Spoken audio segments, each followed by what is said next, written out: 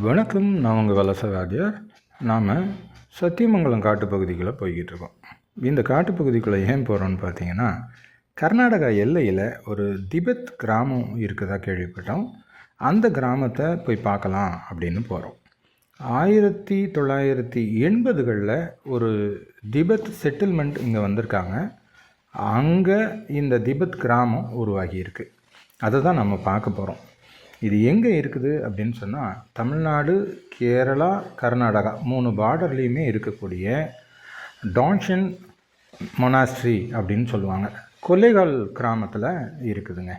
அதாவது சாம்ராஜ் நகர் டிஸ்ட்ரிக்ட் கர்நாடகாவில், அதில் கொல்லேகால் தாலுகாவில் இந்த ஒரு திபெத்தியன் வில்லேஜ், திபெத் கிராமம் இருக்குது.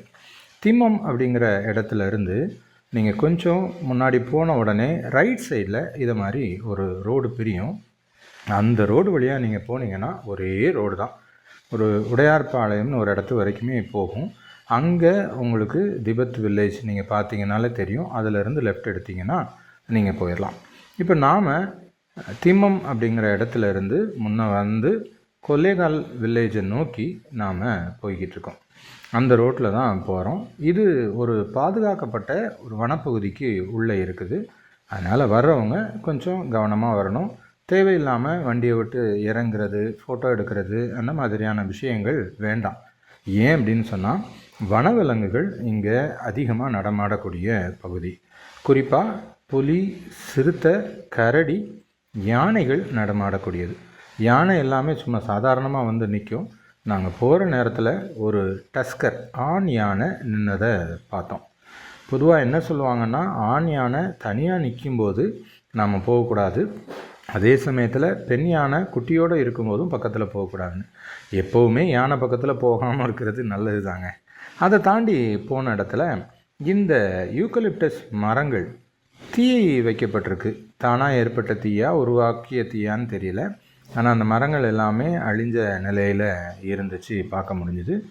ஒரு பெரிய காடு, அந்த காட்டுக்குள்ளே இந்த மாதிரியான மரங்கள் அழிகிறது அந்த வனச்சூழ்நிலைக்கு உகந்தது இல்லை தான். அந்த இது கொஞ்சம் வருத்தமாக தான் இருந்துச்சு. அதை தாண்டி நாம் அப்படியே போய்கிட்டே இருக்கிறோம். இந்த ரோடு நல்லா இருக்குது. நீங்கள் பைக்கில் வர்றதா இருந்தாலும் சரி, காரில் வர்றதா இருந்தாலும் சரி, சாலை நல்லாவே இருக்குது. ஆனால் ரொம்ப வேகமாக போக வேண்டாம். நான் ஏற்கனவே சொன்ன மாதிரி காட்டு விலங்குகள் குறுக்க மறுக்க போகிறதுக்கு வாய்ப்பு இருக்குது. நம்முடைய பாதுகாப்புக்காகவும் பார்த்துக்கோங்க. அங்கே 2 செக் போஸ்ட் இருக்கும். தமிழ்நாடு செக் போஸ்ட்டும் கர்நாடகா செக் போஸ்ட்டும் இருக்கும். நீங்கள் அதை தாண்டி போகணும். கர்நாடகா செக் போஸ்ட்டில் போகும்போது எங்கே போகிறீங்க அப்படின்னு கேட்பாங்க. ஒரு 20 ரூபா சார்ஜும் வசூலிப்பாங்க அந்த செக் போஸ்ட்டில் காருக்கு. நீங்கள் இந்த மாதிரி திபெத் வில்லேஜுக்கு போகிறோம் அப்படின்னு சொன்னீங்கன்னா சரி அப்படின்னு சொல்லிவிட்டு அவங்க உங்கள்கிட்ட கையெழுத்து வாங்கிட்டு அனுப்பிடுவாங்க.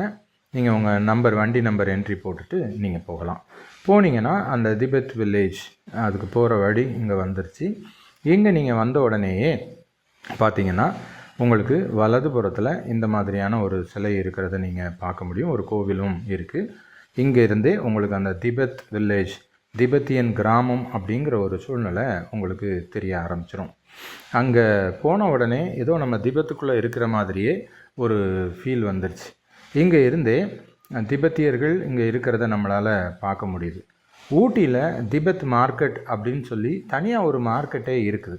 இப்போ தான் புரியுது நமக்கு. இவங்க அங்கே வியாபாரம் பண்ணுறதுனாலையும் இந்த மாதிரியான ஒரு மார்க்கெட் தனியாக வைக்கிற அளவுக்கு அவங்க இங்கே அதிகமாகவே இருக்கிறாங்க அப்படின்னு சொல்லலாம். இந்த திபெத் மக்கள் இங்கே எப்போ செட்டில் ஆனாங்கன்னா, அங்கே இருந்து அவங்க புலம்பெயர்ந்தவங்க தான். புலம்பெயர்ந்து இங்கே செட்டில் ஆகியிருக்காங்க. 1880 இங்கே செட்டில் ஆகியிருக்காங்க. தலாய் லாமா 1992 அவங்களுடைய இந்த மொனஸ்ட்ரியை திறந்து வச்சுருக்காரு. இங்கே இருக்கக்கூடிய கடைகளாக இருக்கட்டும், சூப்பர் மார்க்கெட்டாக இருக்கட்டும், ஹோட்டலாக இருக்கட்டும், எல்லாமே அப்படியே திபெத்து தான். இப்போது நாம் இந்த மொனஸ்ட்ரி இருக்கக்கூடிய இடத்துக்கு தான் போகிறோம். அங்கே நிறைய ஸ்தூபிகள் இருக்கிறத பார்க்க முடியுது. அந்த கிராமம் முழுவதுமே ஸ்தூபிகளாகவும் கலர் கலராக கொடிகள், ஜபம், வாழ்த்துக்கள் நிறைந்த கொடிகள் இருக்கிறத பார்க்க முடியுது. இந்த டான்ஷன் அப்படிங்கக்கூடிய மொனஸ்ட்ரிக்கு நாம் உள்ளே வரோம். மே மாதத்தில் வந்திருக்கோம். இந்த இடம் பச்சை பசுமையாக இருக்குது. ரொம்பவே கிளைமேட் சூப்பராகவே இருக்குது. நீங்கள் நல்ல கிளைமேட்டில் பார்க்கணும் அப்படின்னு சொல்லி நினச்சிங்கன்னா ஒரு செப்டம்பர் அக்டோபரில் ஆரம்பித்து பிப்ரவரி வரைக்குமே இங்கே உங்களுக்கு கிளைமேட் ரொம்ப சூப்பராக இருக்கும். அந்த சமயத்தில் வந்தீங்கன்னா இன்னுமே கொஞ்சம் அதிகமாக இருக்கும். இவங்களுடைய திருவிழாக்கள் சமயத்தில் இவங்களுடைய பாரம்பரிய நடனங்கள், நாடகங்கள், அந்த மாதிரியான விஷயங்கள் இங்கே அரங்கேற்றப்படுறதாகவும் சொன்னாங்க. நாம் மே மாத கடைசியில் இங்கே வந்திருக்கோம். திபெத் ஒரு புத்திஸ்ட் டெம்பிள் இருக்கிறத பார்க்குறோம். அதுதான் நீங்கள் பார்க்குறீங்க. தத்ரூபமாக அப்படியே திபெத்தில் இருக்கிற மாதிரியே ஒரு ஃபீல் ஆகுது. ஃபோட்டோகிராஃபி லவர்ஸ் வந்தீங்கன்னா நீங்கள் ரொம்ப திபெத்துக்கெலாம் போக வேண்டாம். இங்கே நம்ம எல்லையில் இருக்கக்கூடிய இந்த கர்நாடகா எல்லையில் இருக்கக்கூடிய இந்த திபெத்தியன் கிராமத்துக்கு வந்தீங்கனாலே போதும், நிறைய விஷயங்கள் பார்க்கலாம்.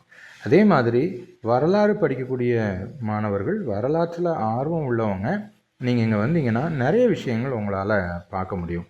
இது ஒரு மொனாஸ்ட்ரி, அதாவது ஒரு துறவற மடம் அப்படிங்கிறதுனால இந்த இடம் ரொம்பவே அமைதியாக இருக்குது. இங்கே துறவிகள், படிக்கக்கூடிய மாணவர்கள், அந்த சிறிய துறவிகள், இளம் துறவிகள் இங்கே இருக்கிறத பார்க்க முடியுது. இந்த ஆலயத்துக்குள்ளே நம்ம வர்றோம். இங்கே ஒன்றும் பெரிய அளவில் ரெஸ்ட்ரிக்ஷன்ஸ் இல்லை. ரொம்ப ஒரு அமைதியான ஒரு சூழ்நிலையில் இருக்கிறத பார்க்க முடிஞ்சது. சூப்பராக இருந்துச்சு. அந்த ஒரு புத்தர் சிலை இருக்கிறத பார்க்குறோம். சின்ன சின்ன விஷயத்துலேயும் ரொம்ப கவனமாகவே செஞ்சுருக்காங்க. இது இந்த புத்தர்லாம் நம்ம வந்து 7ஆம் அறிவு போதி தர்மர் படத்தில் பார்த்த மாதிரி ஒரு ஃபீல் கொடுக்குது. எல்லாமே அந்த டெக்கரேஷன்ஸாக இருக்கட்டும், அதில் தொங்க விடப்பட்டிருக்கதா இருக்கட்டும், அந்த விளக்குகளாக இருக்கட்டும், எல்லாமே அப்படியே தத்ரூபமாக அந்த திபெத்தில் இருக்கிற மாதிரியான ஒரு ஃபீலையே தருது. தலாய் லாமாவுடைய ஃபோட்டோவுமே அங்கே வச்சுருக்கிறாங்க. இதை நீங்கள் பாருங்கள், உங்களுக்கு தெரியும். இங்கே நான் ஏற்கனவே சொன்ன மாதிரி இங்கே இருக்கக்கூடிய சிலைகளாக இருக்கட்டும், சுரூபங்களாக இருக்கட்டும், ஸ்தூபிகளாக இருக்கட்டும், அப்படியே அந்த திபெத்தை தான் நமக்கு ஞாபகத்தில் கொண்டு வருது. இங்கே இருக்கக்கூடிய இசைக்கருவிகளாக இருக்கட்டும், ஹேங்கிங்ஸாக இருக்கட்டும், உங்களுக்கு வால் பெயிண்டிங்ஸ், மியூரல்ஸ் எதுவாக இருந்தாலும் சரி, எல்லாமே அப்படியே அந்த தத்ரூபமாக திபெத்துடைய வாழ்க்கை முறையை பிரதிபலிக்கிற மாதிரியான ஒரு அமைப்பில் இருக்குது. கொஞ்சம் அதை நீங்கள் பாருங்கள், உத்து கவனிங்க. உங்களுக்கு இந்த விஷயங்கள் எல்லாமே கட்டாயம் புரியும்.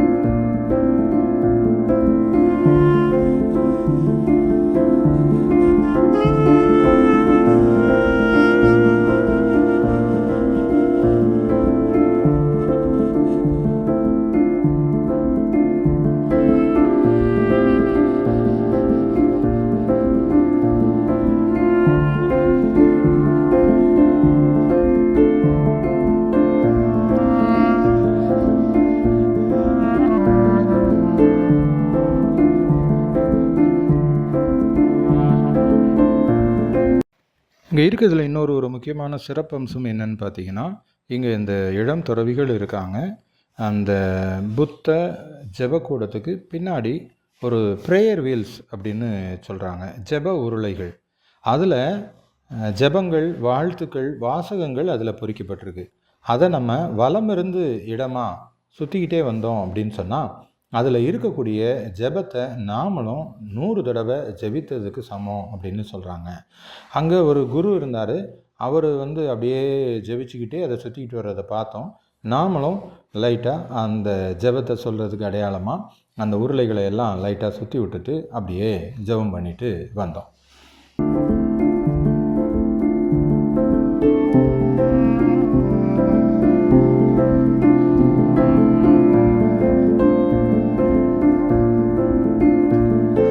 அங்கே அந்த இளம் துறவிகள் எல்லாருமே ஏதோ ஒரு விஷயங்கள் சொல்லி விளையாடிக்கிறாங்களா, இல்லை ஒருத்தருக்கு ஒருத்தர் மனப்பாடம் பண்ணினதை ஒப்பிச்சுக்கிறாங்களான்னு தெரில.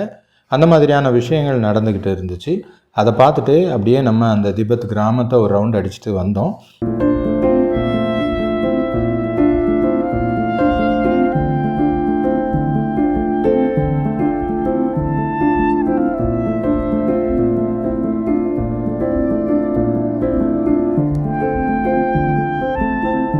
அங்கே ஹோட்டல் இருக்குது, திபெத் ஸ்டைல் ஹோட்டல் இருக்குது. உங்களுக்கு வாய்ப்பு கிடைக்கும்போது நீங்கள் வாங்க, வந்து அந்த ஹோட்டல்லையுமே இருந்து அந்த இயற்கை அழகை ரசிச்சுக்கிட்டே திபெத்தியன் ஸ்டைல் ஃபுட்டு நீங்கள் சாப்பிட்டீங்க அப்படின்னு சொன்னால் சூப்பர்பாக இருக்கும். அதனால் இந்த சீசன் டைம் வரும்போது நீங்கள் வந்துடுங்க, உங்களுக்கு நல்ல ஒரு அனுபவம் கட்டாயம் கிடைக்கும். இதே மாதிரி அடுத்து சில வீடியோக்கள், முக்கியமான இடங்கள், நான் போகிற இடங்கள் சம்மந்தப்பட்ட வீடியோக்களை உங்களுக்கு பகிர்ந்துக்கிறேன். இது வரைக்கும் நம்ம சேனல் நீங்கள் சப்ஸ்கிரைப் பண்ணாமல் பார்த்துக்கிட்டு இருந்தீங்க அப்படின்னு சொன்னால் தயவுசெய்து சேனலை சப்ஸ்கிரைப் பண்ணிடுங்க. பெல் ஐக்கானை தட்டிட்டீங்க அப்படின்னு சொன்னால் உங்களுக்கு நான் போடக்கூடிய எல்லா வீடியோவும் எல்லா அப்டேட்டும் உடனுக்குடன் உங்களுக்கு வந்துடும். அது வரைக்கும் உங்களிடமிருந்து விடைபெறுவது உங்கள் வலசை வாத்தியார்.